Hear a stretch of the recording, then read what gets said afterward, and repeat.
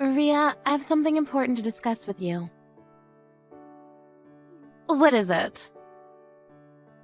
It's important. What time are you coming home tonight?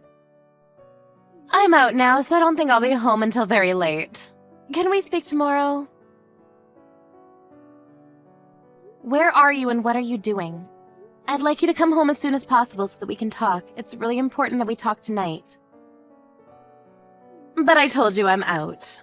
Can't this wait? Or better yet, can you speak to Kevin about it? By the way, are you at the house right now? I am. I'll be waiting for you at my parents' house. I want you to come home as soon as possible. Where's Kevin today? He's still at work and hasn't come home yet. Where are you now? Do I have to tell you that? I don't think that's something that I need to share with you. Where you go is not my business, but if it's not that important, I'd like you to prioritize family today. I'd like you to come home right away. What's going on? If it's so urgent, can't you just tell me now? Fine, I'll ask you over chat. What did you do with my father's bank book? Huh? What bank book are you talking about? You know what I'm talking about, right? The fact that you're lying about it means that you're guilty. I was shocked to find out what you did, and used all of his money without asking for permission. I have no idea what you're talking about. You're being ludicrous. Can you ask Kevin about it? Don't involve Kevin. We know that you did it on your own. If you're not going to confess, we could just report it to the police. Is that a threat? Why are you making such a big deal about a lost bank book? Your father has gone senile and he probably lost his bank book. I'm sure of it. I'm sure he's not even looking for it. My father is not senile and he also suspects that you took his bank book from him. You don't know that he's senile because you don't live with him. He's very forgetful these days. The issue is not whether my father is forgetful or not. We found the missing bank book in your room. What? Well, if you found it, what's the problem? The room also belongs to Kevin. I'm not the only one that uses that room. How could you go into our room without permission? That's an invasion of privacy. You're the one committing a crime here, not me. You don't seem to get it. My father called me to say that his bank book was missing, and then I spoke to Kevin about it. So you already spoke to Kevin then? If you already got in touch with him, why get in touch with me too? Kevin gave me permission to go into your room. Well, I certainly didn't give you permission to go through my stuff. And I found the missing bank book in one of the drawers. You took the bank book that had the most money in it. And I saw that you had taken all the money out. What did you do with the money? Why are you asking me? I don't know. I'm sure that your father used the money for something and forgot about it. Either way, this has nothing to do with me. I see. If that's how you're going to play it. My father is clearly in distress because of what you did to him. You used up all the money that he had saved for his post-retirement. How many times do I have to tell you? It wasn't me! Don't blame me. You don't have any proof. You need to calm down. I think you're the one that needs to calm down. The way you write your chats isn't a style that is used by most people in their 30s. You need to grow up a little. My friends tell me that I sound young for my age. I'm sure that they're complimenting me. I don't think they're complimenting you. You committed a crime. Even if you're married to my brother, it's a crime if you take a family member's money without their consent. Why do you think I did it? It wasn't me. Who else could it be? This is serious. You committed a crime. I went to the bank with my father. They told us that a woman had come into the bank several times with my father's bank seal and taken out money from the account. They showed me that person's signature and it was your name on the papers. Oh, so you know then. I didn't think the bank would show the signed papers to anyone. Don't they know what client confidentiality means? Well, the account belongs to my father, so I think he has every right to know who took money from his account. What did you use the money for? Why do I need to tell you that? Your father lives on his own, and it's not like he needed the money for anything. He doesn't have to provide for your mother anymore, and Kevin pays some money to your father as rent, so he won't miss any of the money that I spent.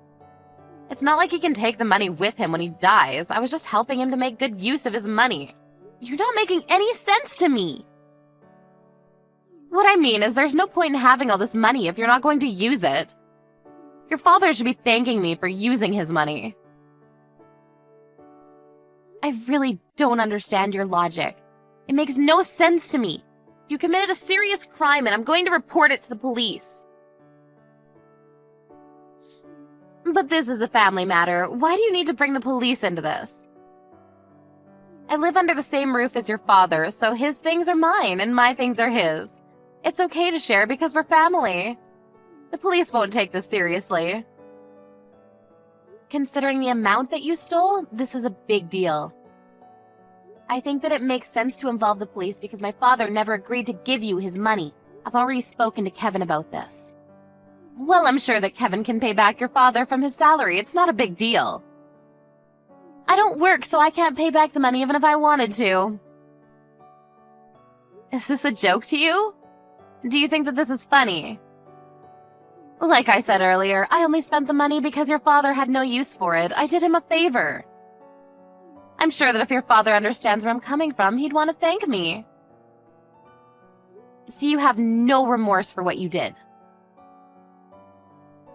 You stole money and you have the nerve to say that you did something good?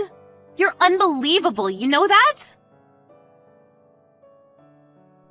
You're not listening to me. I've been listening, but you're not making any sense. And my father tells me that you're always out and never at the house. If you don't work, what do you do all day? That's not something that I need to share with you. You don't help with the chores at all, so my father's been taking care of the house on his own. You don't even cook for my father or Kevin. They eat takeout every night. Do you even care about their health? Do I have to prepare the meals by myself? I buy their dinner and leave it on the table so they can eat it when they like. What's the problem here? I had no idea that you and your father were saying mean things about me behind my back. I'm very hurt. I know that you're at the casino right now. What?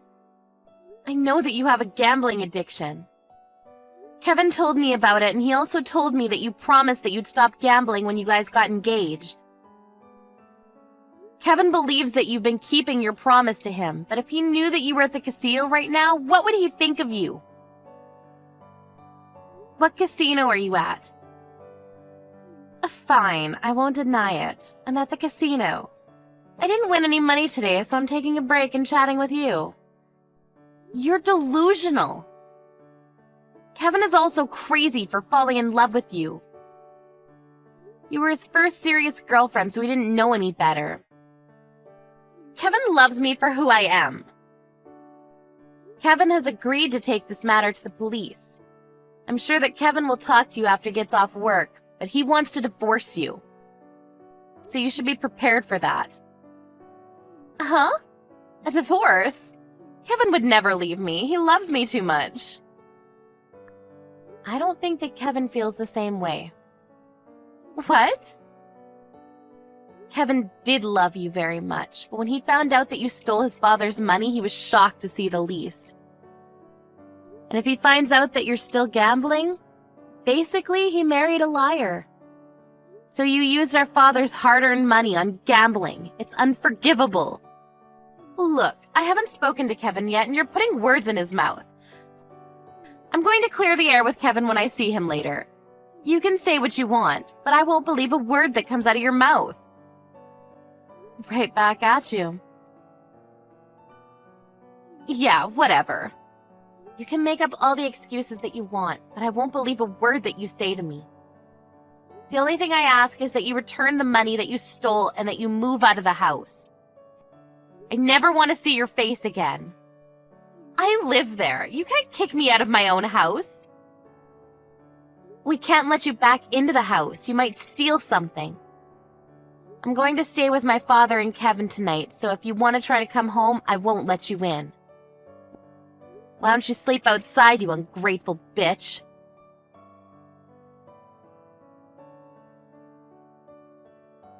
Rhea came home from the casino, but her sister-in-law Ariel wouldn't let her into the house. She was taken to the police station after Ariel called the police on her.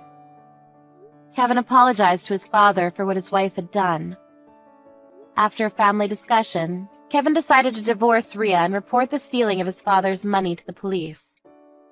Rhea didn't have a place to live, a job, or any savings, so she was desperate to get Kevin to forgive her and take her back.